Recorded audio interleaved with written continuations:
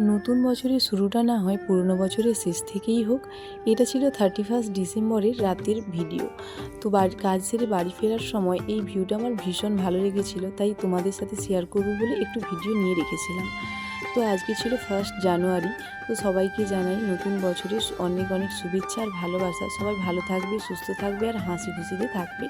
তো 2 জানুয়ারি আমার ছিল একটি মেহেন্দির কাজ, তাই সকালবেলা ঘুম থেকে উঠেই আমি মেহেন্দির পাউডারটা বানাতে বসে পড়েছিলাম। তো যেহেতু বছরের প্রথম দিন, তাই ভাবলাম চলো কোথাও গিয়ে পুজো দিয়ে আসি। তো সেই উদ্দেশ্যে আমরা দুজনেই বেরিয়ে পড়লাম পুজো দেওয়ার জন্য। তো আজকে আমরা গেছিলাম গোবর্ধনধারীর মন্দিরে পুজো দিতে যাওয়ার জন্য। তো তোমরা কারা কারা গোবর্ধনধারীর মন্দিরে গিয়েছো অবশ্যই কিন্তু কমেন্ট করে জানিও। যদিও আমরা এই মন্দিরে প্রথমবার এসেছিলাম, তো সত্যি কথা বলতে এখানে এলে না একটা অন্যরকম অনুভূতি হয়। তো আমাদের ভীষণ ভালো লেগেছিল। তো এখান থেকে বেরিয়ে আমরা গেছিলাম ছোটো দিদিদের বাড়ি। তো ওখানে আজকে ছিল শিব শীতলা মন্দিরের পুজো। তো দিদি বলেছিল মন্দিরটা নাকি নতুনভাবে করা হয়েছে, তো ওখানে যাওয়ার জন্য বলেছিল। তো সেই জন্যই আমরা দিদিদের বাড়িতে গিয়েছিলাম।